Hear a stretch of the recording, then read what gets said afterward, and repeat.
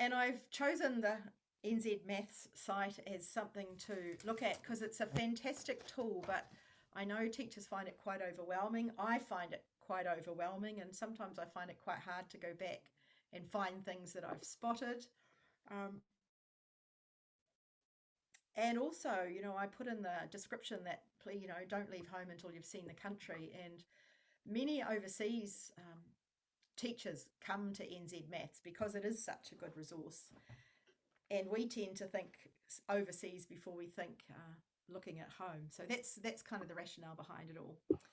So we're just going to take a quick tour of some of the things that have happened, and quite a lot has happened, I think, in the last year or so, and resources are getting curated to make them easier for us to find. The other really nice thing is New Zealand Maths is in English, but it's also in Te Reo. And so whether you're an English medium or Māori medium, you can kind of go in there and find it. And for those of us that are just on the beginnings of our Te Reo journey, we can also build our Te Reo knowledge through nzmaths. The other thing that's in there is Earco Adventures, which is a student learning tool. And we'll get to that towards the end. But New Zealand Maths is there for three things, really. It's there to support our professional practice. It houses masses and masses of teaching materials and lesson plans in quite a lot of detail. And then it's got a growing section to help us build connections with our families and our whānau. But as we go through this, and as I said, trying to find our way, I've built a planning space in there, which I called AMAonline June the 19th. And I'll show you how to add the things to that planning space. But then we can just go back and get them, because if you go back and search, you'll go, oh, Robyn talked about something and maybe I can't find it. Hopefully they're all linked on the page as we go. So thinking about the home page of nzmaths, actually I might just jump into that. Here we go, hang on. Just bear with me for a minute.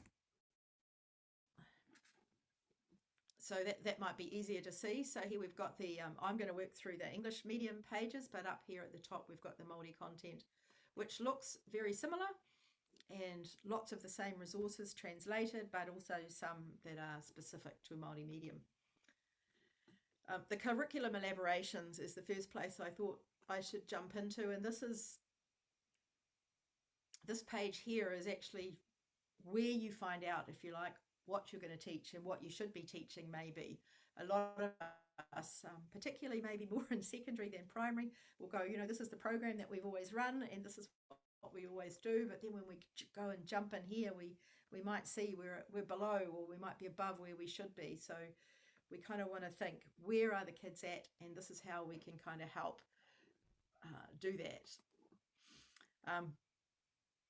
The second tier material. So when you jump into these elaborations, jump back here, sorry, and if we jumped into level 3 algebra and number, we have got more information about what's there.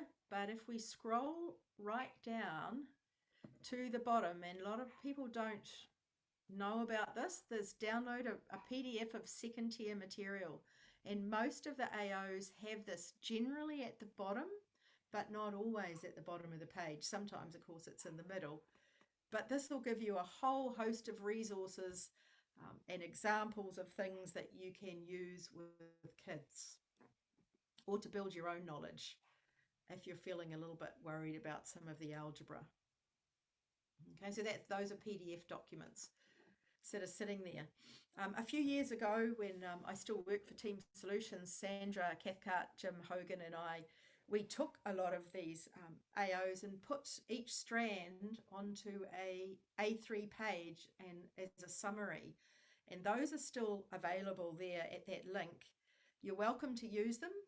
If you adapt them and improve them, we'd love you, or I would now probably love you to send them back and we can share them with other people. But they've never really been finished off, if you like, or edited, because we never got any feedback. So feel free to grab those and use them how you wish. Okay, back into nzmaths. The other thing that's a relatively recent thing is these planning examples. Now, the pictures are linked on this page, as well as having the links here that take us into that page. We've got some long-term plans, but that little picture comes to this section here, a collection of long-term plans. And here what's happened is many of the resources have been curated to create a full year plan at different year levels. And then it's been broken down term by term.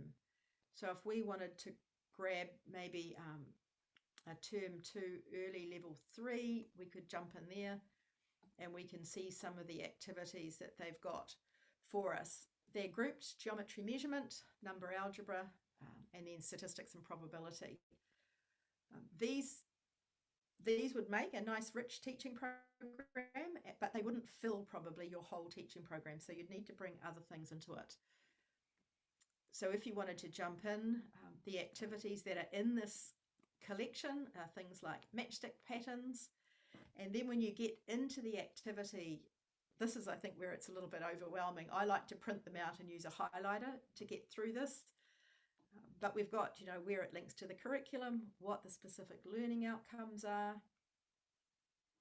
how we could adapt the things. There are lots of PowerPoints and copy masters ready in amongst these.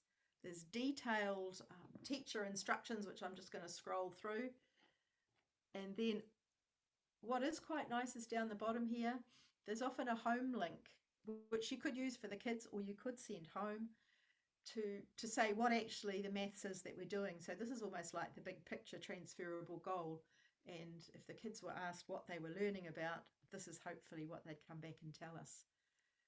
So that's thinking about that. And here down the bottom we go, gosh, if I'd really like this, I found this, and I move on to something else as you do online, but you might not be able to find your way back. This is where you can add it to a plan. Now I've already created the plan, and I created that just through my nzmaths account, linked it in, and then I just select one of the plans to add it to. Done. And it's as easy as that. And then I've got a space where in my browsing I've got all those things collected. Now some people might like this, some people might not, but it is there, and I do find it quite useful. Another thing that's been added and is quite well hidden away under this area is some for year 9s and 10s. Thames High School spent 3 years working in some cross-curricular units, and they've been annotated and uploaded, made available to all of us. So they sit in the middle of this page that you're looking at now, where we've got PE and stats, we've got art and maths, we've got English and maths, we've got food and mathematics together at curriculum levels 4 and 5. If you wanted to know what went on behind the scenes of that, you can find the booklets, the course booklets that they give to their year 9 and 10 students on the Thames High School website. So that's some quite nice, and I know a lot of schools are looking towards integration, and that's one place that you can actually head to if you want to look for ideas. More ideas is this is, I only discovered this just recently. Take This. Take This is just a whole collection of cross-strand ideas, so under a certain theme or a context. So this one particularly here was that I had a picture of was the musical instruments, but you can see they've been broken up into the different year levels, so you can hone in on something that's really important. Click in here and I can think, gosh, yeah, dance, music, there's lots of that sort of stuff happening. What could I do, if I was really passionate about music? And here I've got some ideas for developing some lessons in geometry, some measurement, some number and algebra, thinking that the statistical literacy, we could collect some data about what instruments kids play. So I think this little Take This is a great when you're feeling a bit flat and not sure where to go. So if we went back to the home page of nzmaths, just to quickly go back and recap where these things are, they're sitting under the professional practice.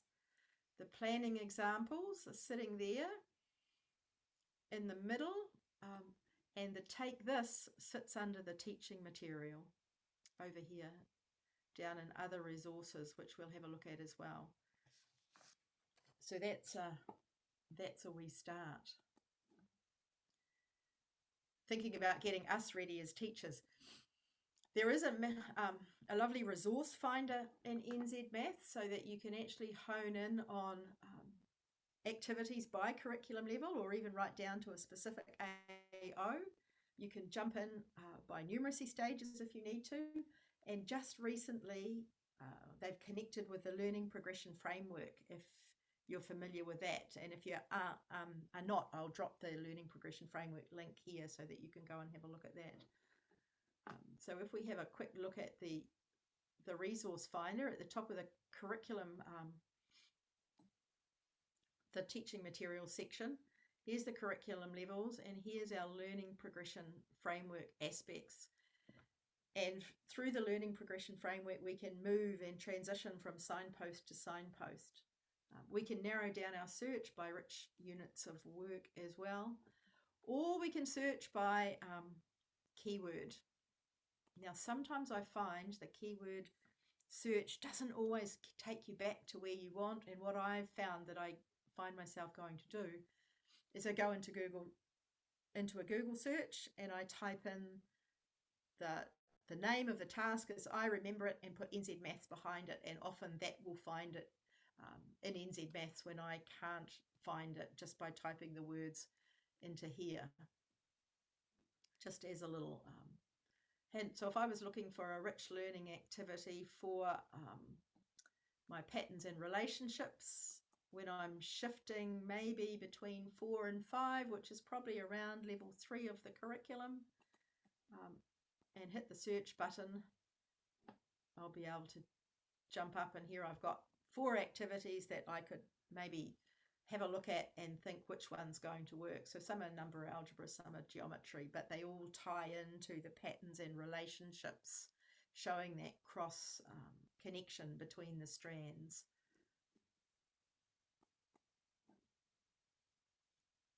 Another thing to consider when you're doing a search is to think about what is it that you're searching for and how are you going to use it. And Marie Hurst and I had a conversation, and she shared this with me earlier in the week, thinking about, are you going to be using these activities for whole class teaching, and are you going to present a new concept and you've got some targeted teaching or some instructional practice going on? Then you might use the units of work option to narrow down your search.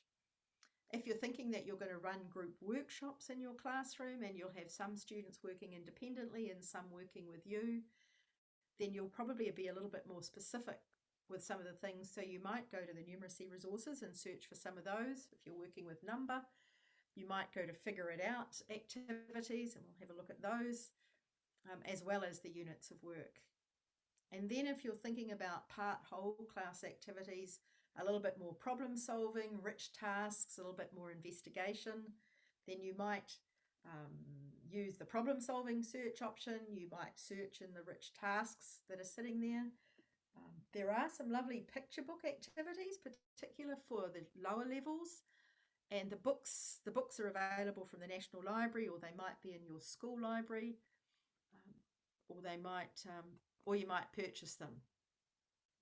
So, and that books and things are all connected up so that you've got your levels, you've got your strand, and then if you click into any box, you can jump in and you can see a selection of books. The Greedy Triangle by Marilyn Burns coming up first, and then away you go, where they've got activities also based on the book. So some might just be reading, and some have got pre-prepared activities ready to go. So I'm just going to jump back to there. So that's a wonderful place. The Connected series, probably for levels 3, 4, is another fabulous place to go. Again, this builds that literacy component into maths. And one of my favourite activities, sitting probably, I think, in level 4 of geometry and measurement, was called the Great Marble Challenge under What's the Evidence books. Now, these books are free from down the back of the chair, and you can get class sets for your school.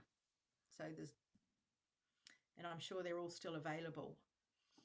but that's a lovely thing that has the reading where the students have to roll marbles down a ramp, and so they are setting up modelling and things, and they're also collecting data, drawing graphs, so they have a great sort of little cross-curricular component to them.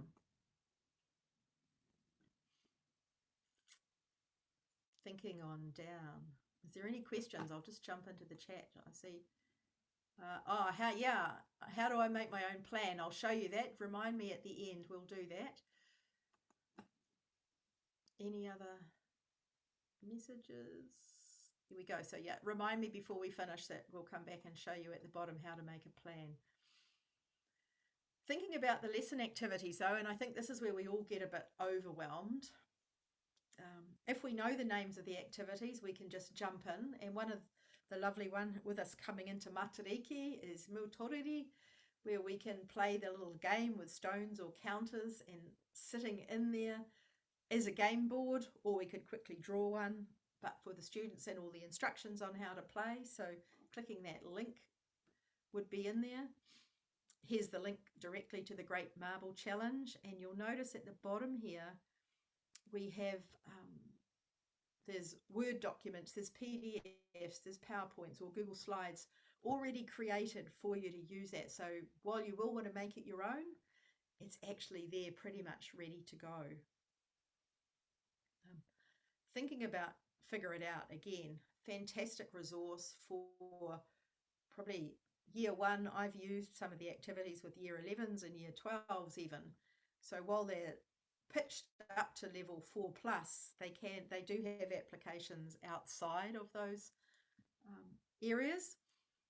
One of my favorite activities that I always used with students was in that proportional reasoning book, sitting on the carousel of Figure It Out. Now, to find your way there, you would jump into the Figure It Out link in the teaching materials and then come down here to the carousel interface. And that will bring us back. I've got to find back to my proportional thinking now, don't I? Up here somewhere. Proportional reasoning. Here's my book, Proportional Reasoning. So the little squares relate to the series of the books. So the ready ones are level 4+. These are the purpley ones are level 3, 4, and down it goes. So we can scroll through all the books on the carousel this way, or we can come back. And then we can dive into the book either by double clicking on it or view and jump through the pages of the book. So I'm going to go to page 11 and 12 just to show you. Oops, here we go. It's not made it bigger.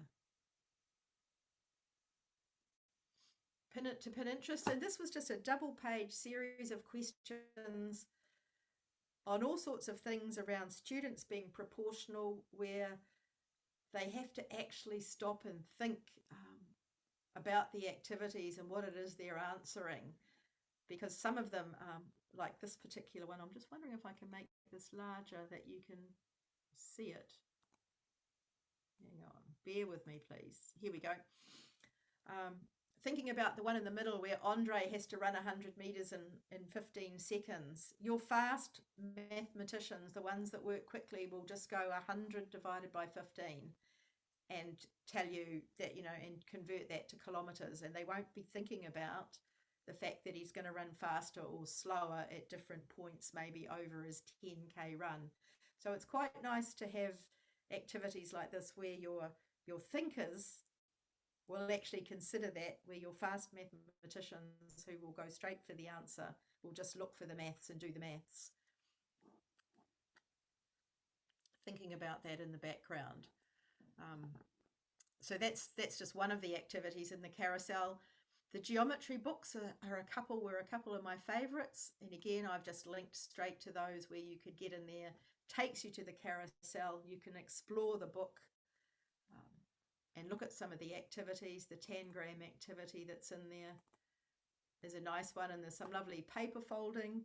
And if you're not sure if just from the book, of course there's a whole page in nzmaths sitting behind it, bringing out the learning outcomes in detail, almost too much detail, I think, telling us how to run the activity. scroll on to the bottom, and then I can just add it to my plan down the bottom here if I want. And so we've got a copy of it. So those are some of the other things that are in there, that the figure it out and the carousel is, and I think they've digitized all the books. They do in the Figure It Out series have some topic books, like there's one around technology that links with science, and there's a lovely one called At Camp, which has some lovely activities around map readings and things like that. So I can add those sitting in there. And then in this next section down here, I've just picked up some activities that I quite like. The double Russian, the Russian multiplication, where students go up to the board and they have a competition where one is doubling and one is halving to multiply numbers, and then, you know, to get to the end. The matchstick patterns sit there lovely, those sorts of things. How do we do them? All the ideas are already sitting there for you. And this one shows you, I'm going to brought this one in because it's got a PowerPoint attached to it where the patterns are already created, and then you can decide, whoops, of course, you're not going to see that. Hang on. Why is that coming up on? I've lost my screen. I have got my screens. Here we go. On different sizes. So there's a whole mixture of furries and fish.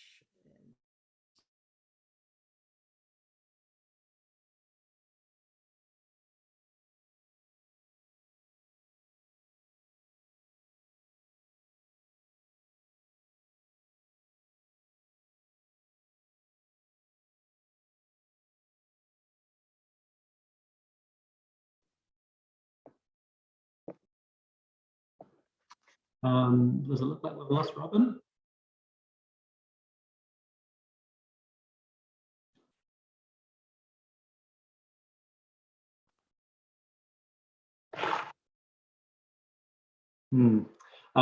She did drop off when we. Okay, she's coming back, I think.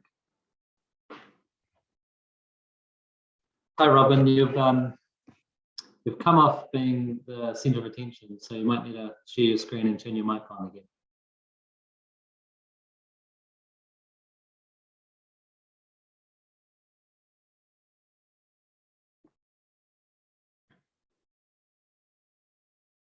Unmuted myself. That was weird. Yeah, you've dropped off sharing your screen too. That might have been when I downloaded that PowerPoint, maybe. I've never had that happen before. Yeah, it was about then. So I think we've missed about a minute of what you were saying. Maybe. Oh, okay, probably no worries. What I was doing, I was sharing. I was talking, got on a roll about algebra patterning. Hang on, I'm just going to figure out where to get the mouse over to this other screen. Here we go. I was looking at this. Can we see that? Yes. So yes, I was talking. Did you hear any of this? No. We saw the fish. The fish was the last screen we saw. The fish, yeah.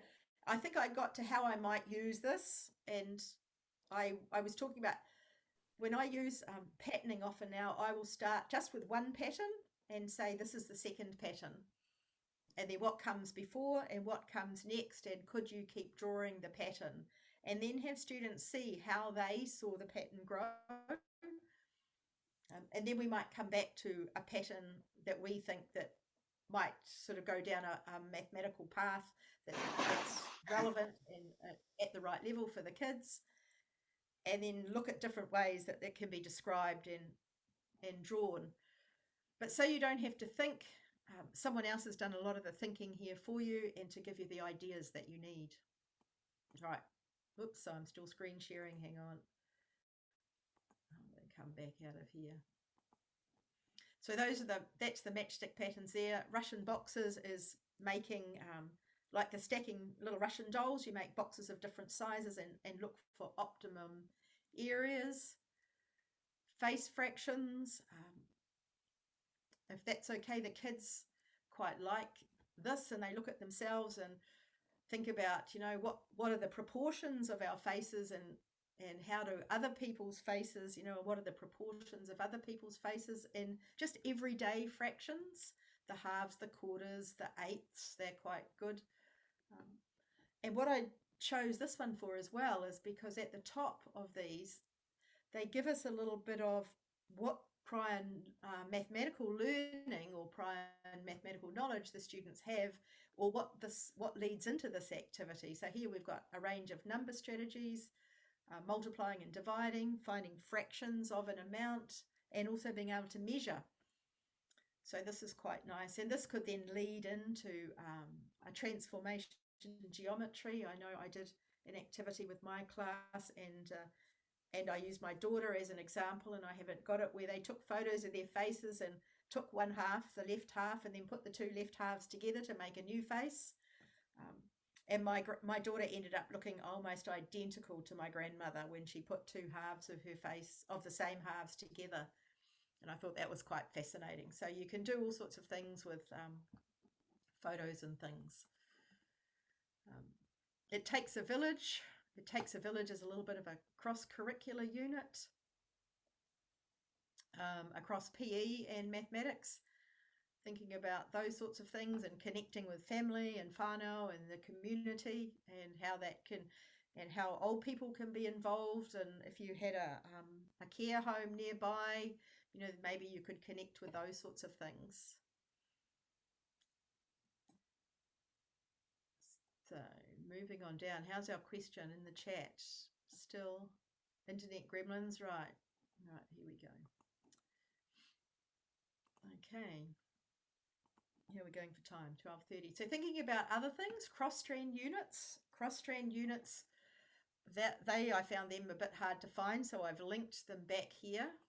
But in here they've curated some wonderful units, 4 around Matariki at each level, and as we're heading into Matariki today or this week, it's a good opportunity to maybe think about how we can incorporate those activities in and build some contextual knowledge as well as the mathematical knowledge. And the other 4 that are sitting here are great, well, anytime activities, but particularly for the beginning of the year. So you might want to store these away and thinking about all about us learning the things. So if we go to our level 3, thinking about the things that they want, that you want to know about the kids, and then what is the maths behind it, the multiplication, the metric units, the scales. And then the activities are sitting here. And they will have come hopefully with some, so how long do they sleep, and when do they sleep? What do they eat? Screen time and exercise. So this also ties in nicely with a Census at School survey. So we can make connections across those as well. But those are 4 wonderful units that are sitting there for 2 different times of the year. With Matariki, kite making is one activity that the kids that I have worked with at different times have really enjoyed. We have varying success with our kites, tend to make them out of paper. We used to make them out of newspaper, but that's even getting to be a scarce resource now.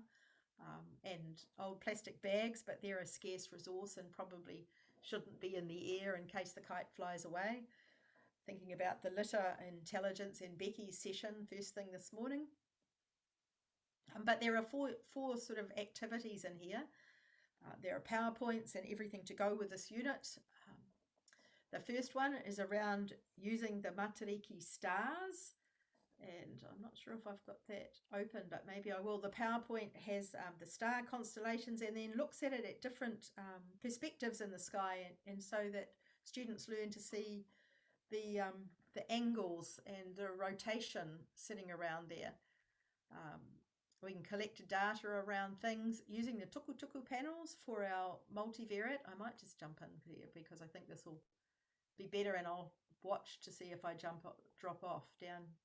Sorry, here are our PowerPoints. So session 1, thinking about the stars. I haven't dropped off yet, but I will drag this. Hang on. kind of weird when you have your extra screen on the opposite side to what it normally is. Here we go. So this is the screen here with the stars, and then putting them in different orientations. So they've been rotated. And then, is it the same? It's quite nice little visuals that are all tucked in here. Is this the same? Is it still Matariki? No, it's not, but why? And then away we go. So I'm just going to jump out of there. So that's one of them. And the other one is sitting with the tukutuku panels, which comes back to the matchstick patterns. Same sort of thing, do you show them the whole pattern? Whoops, sorry. Here I go, get my mouse.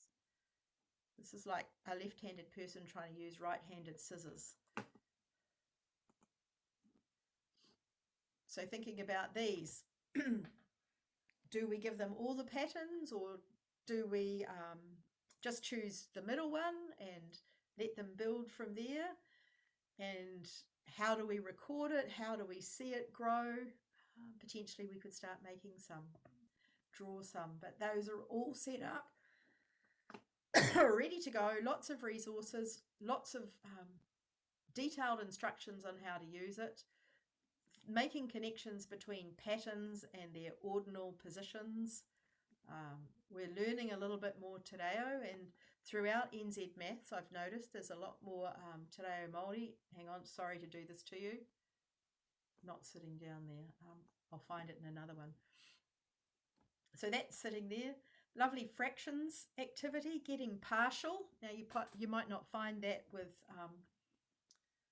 just searching for fractions, but this is a nice curated group of activities from level 2 to level 4 around number and algebra, getting into different fraction things. And you can think about the decimals, fractions of sets, looking towards percentages. So those fit in. There's lots of games tucked away in maths and nzmaths as well. And I would have to say my favourite for any year level is bowl a fact and roll 3 dice, and then you use the numbers to try and bowl out the numbers 1 to 10 and do it as a class. Right up to year 13s love this. Teachers love it. Everyone seems to love a challenge. And then I just change the rules to make it easier or harder depending on the level of the students, whether they can only use the number once. It often brings up lots of prior knowledge that the kids bring, stuff that we as teachers haven't taught them, around things like factorials and square root signs and things come into it. So that's the link there to go and actually find the rules or make up your own rules. Cards to 24, that's taking 4 cards and then trying to make the numbers 24. And that's just the video is not out of nzmaths, actually that's just off YouTube, and it's a young girl from the UK just explaining how to play the game. Just watching the time here. Thinking maths at our house. So the front section, if we go to the home page again of nzmaths, thinking about the families and whānau section. So they're actually building this, and a lot of this maybe popped up last year. But there's some cool ideas to connect with family, especially with our little ones, and like getting kids to realise that they can do maths at home, and lots of things that they do involves maths, but we don't kind of think of them in terms of maths.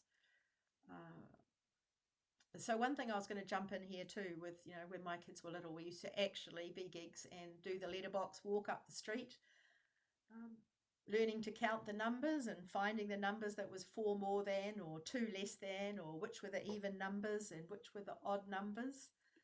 And I chose this one also because, not because it was a favourite activity and it took me back a few years, but this is where you can see the examples of a lot more Te Reo Māori popping in. And so we're all going to build our knowledge with the vocab, and then we've also got activities with questions to ask in Te Reo. So this will help us all. Hang on, this will only open. I might leave that maybe for you to find. I think, because I'm going to get lost on my screen again. So that's that third column from the home screen. So we've got the curriculum or the professional practice stuff for us as teachers. We've got all the teaching material sort of in the other section, and then we've got a section for connecting with the community and with the homes of the kids. I put Robert Kaplinski in here because he has got the search engine which comes to nzmaths. Now, many of you will know Robert Kaplinski. He does the open middle problems, I think, but I thought you'd just show you the search engine, because here, while I'm saying let's look at nzmaths, if you want to go global and find some great maths educators from around the world, that's a place that you could go and have a squiz. I use quite a few. The 101 questions. Andrew Stadell is amazing. What else down here? Is there Maths for Love down here somewhere? No, that one's not in there. The Mathalicious has lots of things. John Orr and Kyle Pierce, who are the maths moment makers, who are going to be zooming into conference in October. That's all sitting there looking really good. So that's the reason he's there. And nzmaths, of course, features on his search engine list for problem-based maths. And Earco, the little video off nzmaths will introduce you to that. It's quite wordy, I think, Earco, so probably like for year 8s, 9s up, I found it much better. I haven't got experience with it below that level, but I know some secondary schools would have their sign up with their students, and that would just be their homework over term 1 to work through some of the Earco modules. But it's a self-paced student learning built for the New Zealand curriculum, and can be independent work for the kids. So that's kind of the end of the page, but coming back to the planning space to answer that question. And if you've got other questions, drop them in the chat and Jared will have a look. So how do we set up a planning space? We come down here in the teacher activities, and that second, I think this is where I do it. And here we go. So this is called the planning space. You do need to make yourself a maths account. So if that's your first step, I suppose, you build yourself a nzmaths account here. And now I've got one, so it won't allow me to sign up. But you'll sign up there, join, and then once you've got it, you can then come to the planning space here and just create a new plan by clicking on this. Give it a title. So my space. You can add some descriptions to it if you want. You can give it a time frame. So this is going to be your 1 week thing. So you can set it up. You can have lots of spaces. You can put notes, and then you can add items actually, and you can add items from outside nzmaths in there as well. So it doesn't have to just be nzmaths items, and I think this becomes reasonably self-explanatory. Does that answer your question?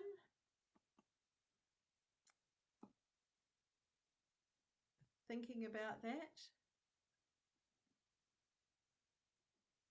Sitting there? Yes, it does. But what is the 1 week? Does it disappear after a week? No, that's just for your information. That's just like, so that when you come back and you think, oh, what was that? How long would it be? It's a 1 week unit or a 1 term unit. Oh, thank you. That's all that's for. And then to share them, it used to be a bit of a pain to share. Like if I saved it and wanted another one, I just have to take the URL. So it's a little bit weird in that respect to share. And then you could download them and put them somewhere else. So yeah, so if I wanted to share that to someone else, I'd just copy the URL and share it with them. So it hasn't got that sharing thing built in. But I like a planning space, but other people don't, so it just really depends where you want to go. Yeah, I have found many times that I can lose track of stuff, or things get moved because I've saved a link, but it's you get the 404 error. Yes, yes, as people redesign their websites, Yeah. the links break, yeah. And that tends to find them. And I do find trouble sometimes going back and finding the activities because with the search.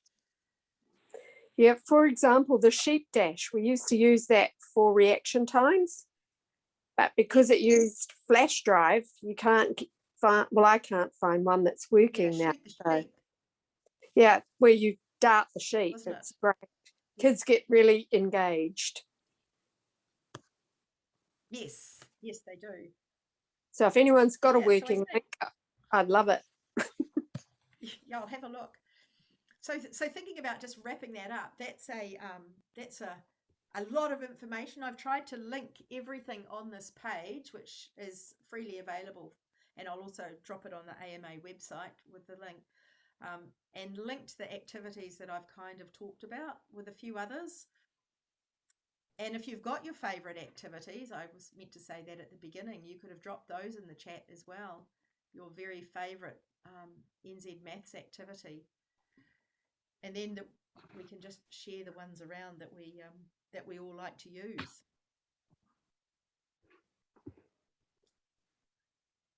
Does the person who share? I don't think so. No, if I pop that, Jared, if I shared that planning space with you off the link, can you see that? Pop it into the chat and I'll try. Hang on. Oh, where are we? Hang on. I've lost my space. Here we go. Where did I go? Down here, planning space. Oops, that's not where I am. Look, I've lost myself already. Hang on. I'll go back up here. Scroll up. So it's here for this one. If I copy that and drop it into the chat, here we go. See if you can find it.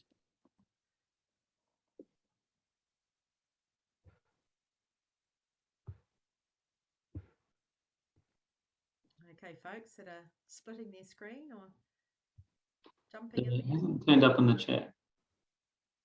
Oh, sorry. I sent it to Di. Okay. I didn't send it to everyone. Hang on. Here we go. My mistake. There we go.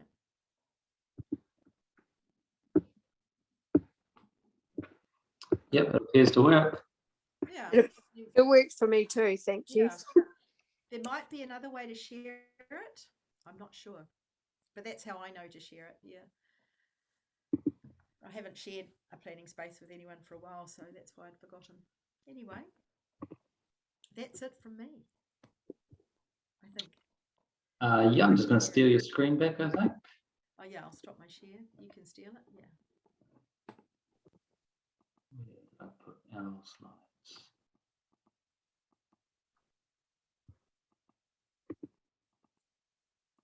Sorry, people. Got too many tabs and things open, just like think. Okay, well, I'll get there in a second. But thank you, Robyn. I guess I've noticed that nzmaths has been getting more and more stuff. I've been a partial user for a while, but not the expert driver of it like you seem to be. So it was really good to see that, and I hope all the other participants, and I'll speak on their behalf, we've really valued all those little things that you've shown us about how it works and some of your favorites too. It's always nice to hear about another teacher's favorites.